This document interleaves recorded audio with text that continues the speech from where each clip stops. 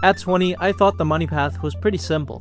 Get educated, get a job, make decent money, save a bit, and eventually life would start making sense. That was the path. At least, that was what everyone seemed to imply. I got a master's degree in chemistry, did the sensible thing, and still, the 9-to-5 route has been way more difficult, unstable, and disappointing than I expected. That is what changed how I think about money, because money is not just about buying nice things.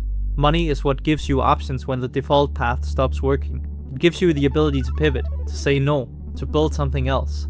So if I was 20 again, I would take money seriously much earlier, because I would want a way out before I needed one. And I'm not making this video as some finance guru. I don't have a rented Lamborghini telling you to wake up at 4 AM and manifest compound interest. I went to university, I got educated, worked in my field, saved up money, invested, and tried to be responsible. And honestly, I'm really glad I did a lot of that. But my first job after university was low paying for my level of education, and I honestly felt overqualified and to a certain extent a little humiliated. Then later, even with a master's degree and real work experience, job hunting in Denmark has still been difficult. And it's been difficult enough that I've had to seriously question the story we're told. Because when you spend years getting qualified and still struggle to find work that is decently attractive, well paid, and sustainable long term, you start asking different questions. Not just how do I get a better job, but is this even the game I want to play forever? And that is where money becomes really important. Because while it doesn't fix everything, it gives you the ability to choose. And without options, even a sensible life can start feeling like a cage with a LinkedIn profile. So if I was 20 again, these are the 7 rules I'd decide to follow to be successful with money. And the first thing I would change is this. I would obsess less over looking successful and more over actually becoming free. Because looking successful is expensive while becoming free is often boring. At 20, it's easy to think that money is for proving something. You get better clothes, you get better nights out, you get better stuff in general. And it generates a lifestyle that makes it look like you're doing very well for yourself, even if your bank account is basically fainted in the Pokemon Center. That money that you spend trying to look like you're ahead, that's what ends up quietly keeping you behind in your late 20s. I'm not saying you should never enjoy your money, that would be miserable, but if your money are mainly going towards proving that you're not behind, then you're probably playing the wrong game here. In my opinion, the real flex in your 20s is not looking rich, it's having low fixed costs, no stupid debt, and enough money saved that one bad month does not turn your life into a boss battle. I've had friends reach out to me asking for money, because they had one of these bad months, and you don't want to be that person. And that leads me into rule number 2, which is build a freedom fund. Most people talk about an emergency fund, and yes, you also need that, but if I was 20 again, I would think about it a bit differently. I would build a freedom fund, because the emergency fund is what keeps you safe from a bad month, but the freedom fund is what actually lets you make some big moves. Because when I'd saved a lump sum of $70,000 in my late 20s, it actually gave me a lot of options. It gave me the option to actually leave the job, to move to Copenhagen, and to rely on my freelance work and try to build something from there. And even though it's been way slower than I expected, because I've had those savings, I've been able to stay calm and not worry about, can I actually pay rent next month and can I pay for my groceries next month? So these options, if you decide to save, are what becomes available to you when you've saved anywhere from $50,000 to $200,000. And these options are really underrated until you don't have them, because if you don't have savings, every decision you do, it becomes a little heavier. You can't just leave your job, you can't just pivot, you can't really take the same kind of risks, and you can't really say no to things you don't want to do. You're basically in the tall grass with one poisoned Pokemon and no antidotes. A freedom fund is boring until the day it saves you, and then suddenly it feels like the most exciting boring thing you ever built. Now for rule number 3, I have invest early, but don't worship investing.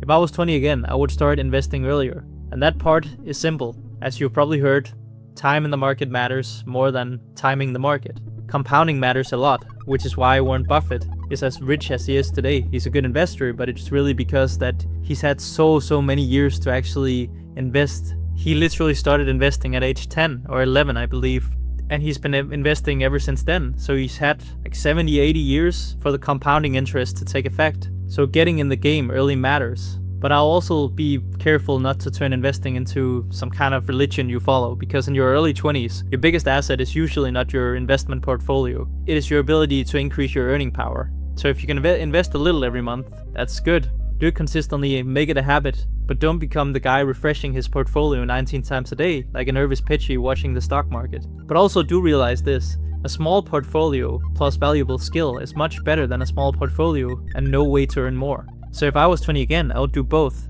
I would get into the habit of investing, and I'd Aggressively build skills on the side, because investing can make your money work for you, but your skills is what increases how much money that enters the game in the first place. And that's the part a lot of young people who is into investments, they miss. They want the perfect investment before they've built the income engine. It's like trying to optimize your Pokemon's held item while it's still level 6 and only knows tackle. It'll be useful eventually, but it's not the main thing yet.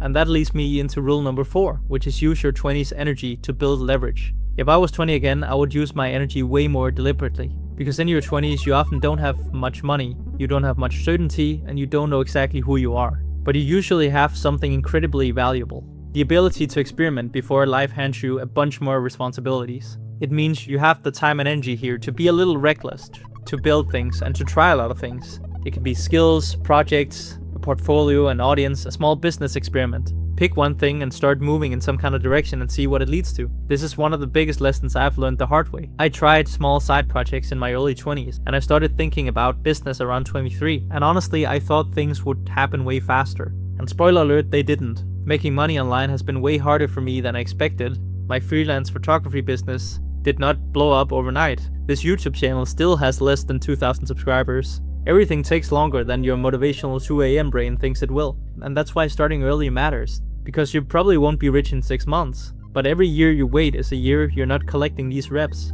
And at 20, I would not wait until I felt ready. I would just start building something and learn something and experiment before I actually needed to do it. Because now life has thrown a bunch of responsibilities at you. You now have less time, focus, and energy to put into this. Think about it this way. The worst time to build a lifeboat is when your ship is already making suspicious Titanic noises. And for rule number 5, don't let the 9 to 5 become your only plan. And this is the part I want to be careful with, because there are some careers like becoming a doctor, becoming a lawyer, where you're probably just set on the job that you can make a lot from at the end of your university degree. And a good job can be amazing. I had a really good chemistry job before I moved here to Copenhagen, which helped me fund my life. It helped me further my career, gave me structure, and helped me stack my money. But on and off, after leaving university, it has been my only plan. I've always had ideas of building something on the side, but there had been many months where I had not been taking action on that plan.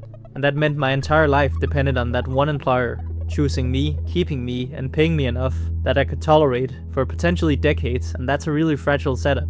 I think a lot more people are starting to feel that. After the lockdown, a lot of people started to push making money online more and pushing content creation more, so we are becoming more aware of this. And I'd absolutely recommend that you do both. That's what I'm currently doing. My business is not something that can sustain me completely, and neither is this YouTube channel, so I'm also looking for jobs. Because I want stability, but I also want freedom. And the frustrating part is that the traditional path has not felt as reliable as I thought it would, even with the master's degree and the experience and the real work I've done to put on my CV. The job market can feel like you're begging to be allowed into a game you already spent years training for. And that really changes you. It makes you realize the income matters way less now. I just want some level of control and security. And that's why I'm trying to build online. Not because I hate my field or hate my work, but I'm willing to work hard on getting ahead and not having to scramble for a low paying job or having to scramble to just make ends meet. There's a big difference to that. And that being said, I also don't want to spend my most productive hours building someone else's jackpot while I slowly lose the energy to build my own life. And that never quite sat right with me. And if you're feeling that in you too, don't ignore it.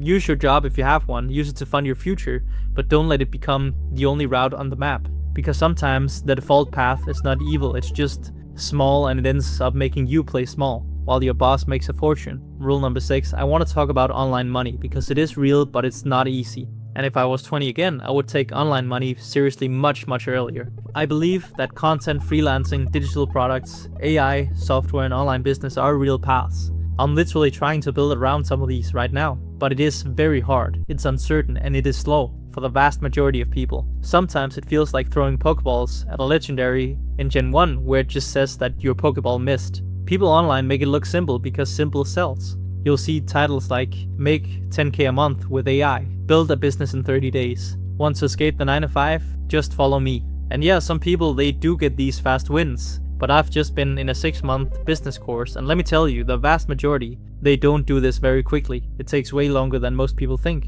Most people, they need to go through the trials and tribulations of trying to make an offer that doesn't end up selling very well. They end up making videos that aren't as good as they hoped. They don't know how to make thumbnails for their videos. They don't know how to run sales calls, they don't have any systems for their business. Only then they slowly get better from there. That is the unsexy truth.